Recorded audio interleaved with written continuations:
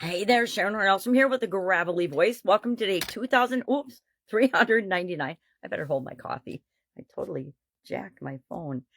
Today we're talking about confidence growth, of course, and the Let's Grow annual challenge. And in guide 2 of the private Facebook group, we've got Einer's story in honor of my father because this topic always reminds me of him.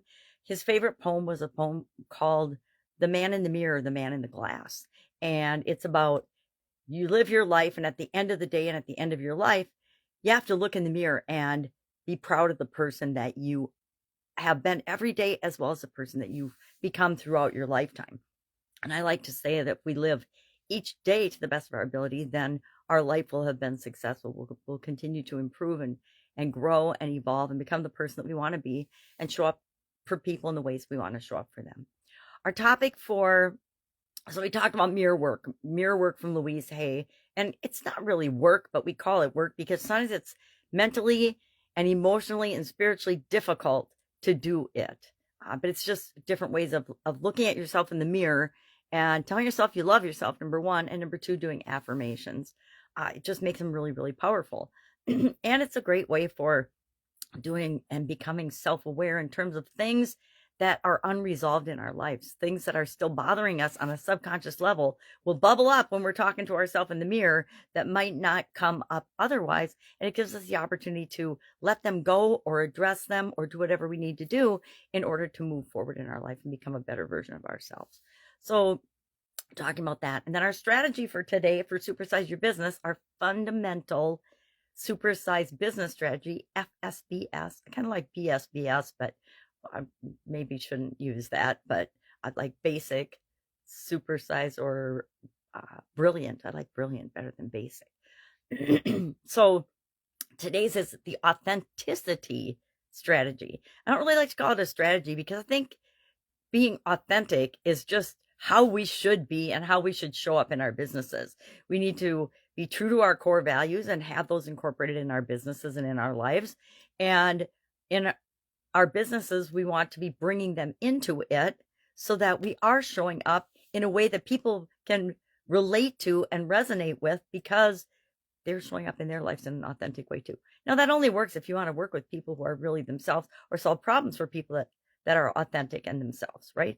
There's lots of fake people in the world, which is why it gives you a competitive advantage to not be fake.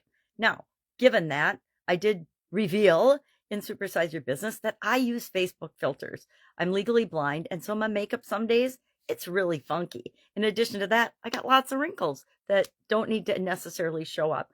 Use the same filter for, I don't know, as long as I can until it disappears. I use the same filter, and then I'll pick another one, and until that one disappears, because Facebook is fickle and can do whatever they want because it's their business, they may or may not be available. But it does make my eye makeup look significantly better than it probably does in real life. And then I shared I've got a ponytail today because 90+% of the time, if you see me in real life, I'm going to have a ponytail in because I create my content. I make my videos in the morning, and then right after that, I go for a walk.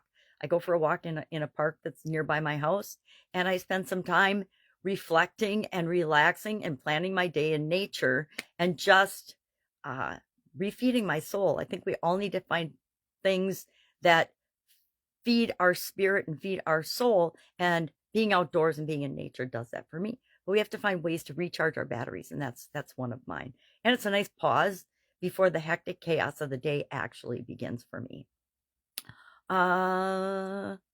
Friday here in my neck of the woods, we're coming up on a weekend.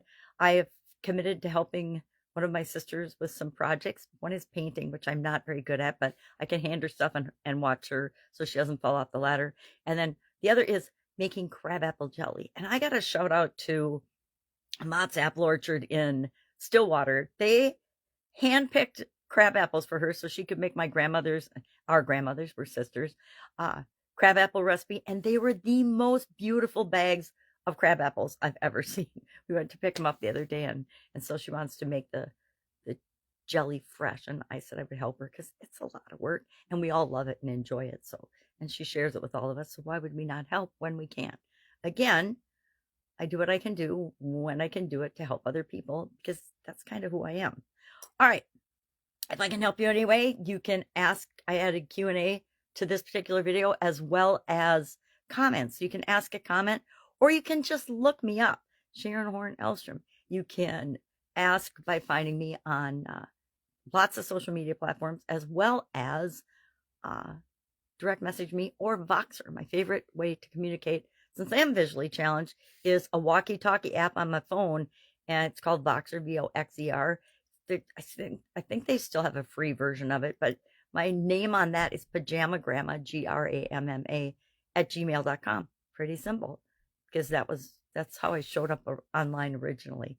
I guess it was pretty authentic, because I did like to make videos in my pajamas, and I did want to work from home, and I did want to be able to wear what I want, when I want, whenever I want, and do whatever I want.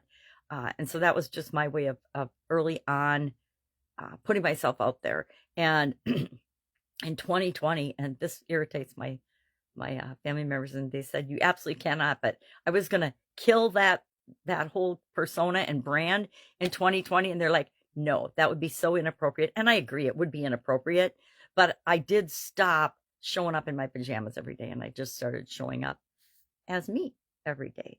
And I guess part of me is a pajama grandma. I am a grandma, 3 beautiful granddaughters, and I do like to be comfortable. But there's a balance between being comfortable and stretching our comfort zone to become the person we're here to become. All right, if I can help in any way, ask. Otherwise, have an awesome day and weekend if you don't see me between now and then. Otherwise, I will be here tomorrow. Have a great day.